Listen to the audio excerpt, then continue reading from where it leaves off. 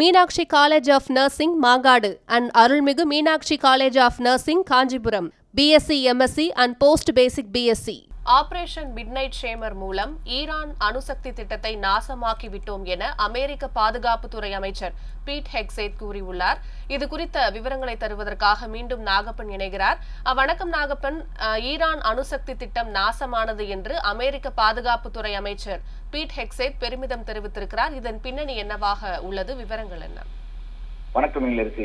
Iran மீது America நேற்று அதிகாலை நடத்திய தாக்குதல் குறித்து அமெரிக்காவினுடைய பாதுகாப்புத்துறை அமைச்சர் பீட் ஹெக்ஸேட் செய்தியாளர்களை சந்தித்து பெண்டகனிலே பேசியிருக்கிறார். ஈரான் மீது அமெரிக்கா நடத்திய ராணுவ தாக்குதலில் ஈரானுடைய அணுசக்தி திட்டம் நாசமானது என்றும் இந்த நடவடிக்கைக்கு ஆபரேஷன் மிட்நைட் ஹேமர் என்று பெயரிடப்பட்டதாகவும் இது அமெரிக்க அதிபர் டொனால்டு டிரம்பினுடைய நேரடி உத்தரவின் பெயரில் மேற்கொள்ளப்பட்டதாகவும் தெரிவித்திருக்கிறார். ஈரானினுடைய அணுசக்தி செறிவூட்டல் மையமான நடான், இஸ்பஹான் மற்றும் ஃபர்தோ ஆகிய 3 இடங்களை குறிவைத்து தாக்கினோம் என்றும் இந்த ஒருங்கிணைந்த தாக்குதலில் B-2 குண்டுவீச்சு விமானங்கள் உட்பட 125க்கும் மேற்பட்ட போர் விமானங்கள் ஈடுபடுத்தப்பட்டதாகவும் தெரிவித்திருக்கிறார். பாறையில் ஊடுருவி தாக்கும் 14 GPI 57 குண்டுகள் மற்றும் பெர்சியன் வளைகுடா மற்றும் அரபிக்கடலில் இருந்த நீர்மூழ்கி கப்பல்களில் இருந்து வீசப்பட்ட 30 டொமஹாக் ஏவுகணைகள் மூலம் தாக்குதல் நடத்தப்பட்டதாக அமெரிக்க பாதுகாப்புத்துறை அமைச்சர் பீட் ஹெக்ஸேட் தெரிவித்திருக்கிறார்.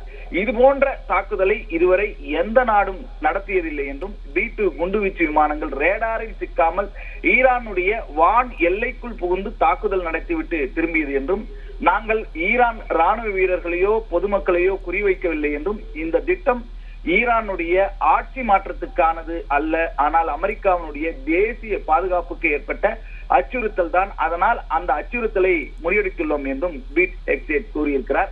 இந்த ஆபரேஷனை நடத்திய அமெரிக்க ராணுவ தளபதி ஜெனரல் டான் கெய்னி கூறுகையில் இந்த வான்வழி தாக்குதல் எந்தவித முன்னெச்சரிக்கையும் இன்றி துல்லியமாக நடத்தப்பட்டது என்றும் தாக்குதல் நடத்திய 3 இடங்களிலும் பலத்த சேதம் ஏற்பட்டுள்ளது தெரிய வந்துள்ளது என்றும் கூறியுள்ளார்.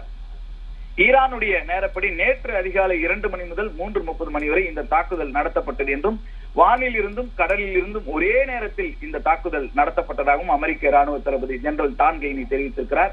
ஈரானுடைய ஃபர்தோ அணுசக்தி மையம் குவாம் மலைக்கு கீழ் அமைந்திருக்கிறது. 30,000 பவுண்ட் எடையுள்ள 6 GPI 57 குண்டுகள் மூலம் தாக்குதல் நடத்தியதால் அதே நேரத்தில் USS ஜார்ஜியா மற்றும் USS புளோரிடோ நீர்மூழ்கி கப்பல் நடான்ஸ் மற்றும் இஸ்பஹான் பகுதியில் உள்ள கட்டிடங்களை தாக்கியது என்றும் இந்த 2 இடங்களிலும் யுரேனியம் செறிவூட்டல் நடைபெறும் பகுதியே என்றும் ஜெனரல் டான் கெய்னி கூறியிருக்கிறார். அமெரிக்க அதிபர் டிரம்ப் வெள்ளை மாளிகையில் இருந்து நாட்டு மக்களுக்கு ஆற்றிய உரையில் ஈரானுடைய முக்கிய அணுசக்தி செறிவூட்டல் மையங்கள் முழுமையாக அழிக்கப்பட்டுள்ளன என்றும் அமைதி நிலவ வேண்டும், இல்லை என்றால் சோகம்தான் ஏற்படும் என்றும் இந்த நடவடிக்கை அமெரிக்க ராணுவத்தினுடைய மிகப்பெரிய வெற்றி என்றும் ஈரானுக்கு அவர் எச்சரிக்கை விடுத்திருக்கிறார். அமெரிக்காவுடைய நியூயார்க் நகர தெருக்களில் இப்படிப்பட்ட ஒரு சூழ்நிலையில் தான் நூற்றுக்கணக்கான மக்கள் போராட்டக்காரர்களாக மாறி ஆர்ப்பாட்டத்தில் ஈடுபட்டிருக்கிறார்கள். பாலஸ்தீனிய கொடிகளை அவர்கள் அசைத்தபடி கோஷம் போட்டுள்ளனர். ஈரான் மீது நடத்தப்படுகின்ற போரை நிறுத்த வேண்டும் என்று அவர்கள் கோரிக்கை விடுத்திருக்கின்றனர். ஈரானை தொடாதே, ட்ரம்ப் ஒரு போர் குற்றவாளி போன்ற வாசகங்கள் அடங்கிய அட்டைகளை சுமந்தபடியும் போராட்டக்காரர்கள் ஆர்ப்பாட்டத்திலே ஈடுபட்டனர்.